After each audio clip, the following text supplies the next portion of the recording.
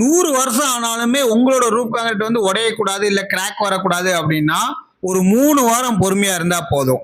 அது என்ன அப்படின்னா நம்ம ஐஎஸ் கோடுல இருக்கு, அதை பத்தி பார்ப்போம். இந்த பலகை பிரிக்கிறது தான். நம்ம காங்கிரீட் போட்டிருக்கோம் பாத்தீங்களா, காங்கிரீட் ரூப் காங்கிரீட் போட்டு முடிச்ச உடனே இந்த பலகையை வந்து எத்தனை நாளுக்குள்ள பிரிக்கலாம் அப்படிங்கிற ஒரு கணக்கு இருக்கு.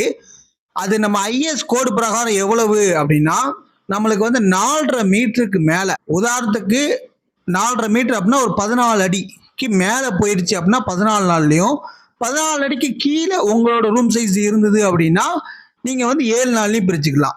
அதே மாதிரி பீமோட பாட்டம் இருக்கு பாத்தீங்களா, அது வந்து 6 மீட்டர்.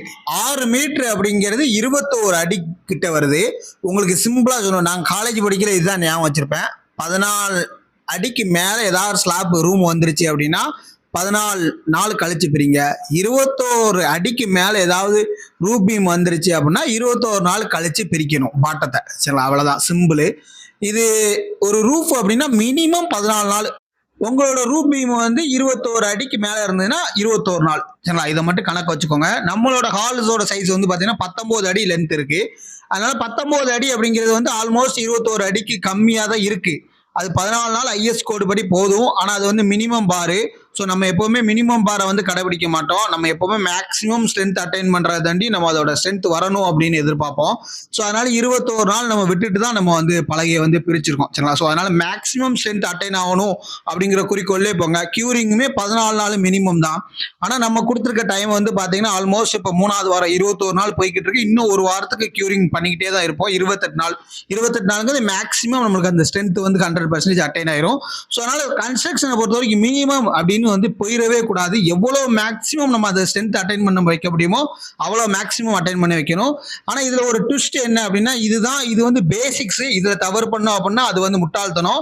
ஆனா அதை விட ஒரு தவறுகள் என்ன நடக்கு அப்படின்னா, ப்ராப்பரான செக்சுரல் டிசைன் பண்ணி பண்ண மாட்டாங்க. 2 வே இந்த ரூப் பீம் ப்ராப்பரா பண்ண மாட்டாங்க. அதெல்லாம் உங்களுக்கு தேவை. ப்ராப்பரான டிசைன் பண்ணி என்ன மாதிரி கம்பி போடணும், என்ன மாதிரி ரூப் பீம் போடணும், ஸ்டீல் என்ன மாதிரி போடணும், என்ன ராடு போடணும், என்ன ராடு போடணும், எல்லாமே வந்து பாத்தீங்கன்னா செக்சுரல் டிசைன் தான். உங்க பிளானை இந்த வாட்ஸ்அப் நம்பருக்கு அனுப்புங்க, உங்களுக்கு செக்சுரல் டிசைன் பண்ணி தரேன். இல்லை அப்படின்னா ஃப்ரேம்டு செக்சுரல் நல்ல ஒரு குவாலிட்டியான ஐஎஸ் கோடு பிரகாரம் ஒவ்வொன்றையுமே செக் பண்ணி ப்ராப்பரா பண்ணணும் அப்படின்னு நினைச்சீங்கன்னா ஸ்கில் தெரிய நம்பருக்கு கான்டாக்ட் பண்ணுங்க. தமிழ்நாடு ஃபுல்லா 1850 ரூபாயிலிருந்து ஸ்டார்ட் ஆகுது. பிளானை பொறுத்து அந்தந்த டிசைனை பொறுத்து நம்ம வந்து மாறுபடும் ரேட். சரிங்களா, மினிமம் 1850.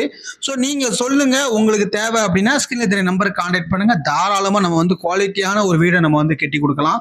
வேற எதுவும் வாஸ்து பிளானு, எஸ்டிமேஷனு, எலிவேஷன் எதா இருந்தாலும் ஸ்கில் தெரிய நம்பருக்கு கான்டாக்ட் பண்ணுங்க.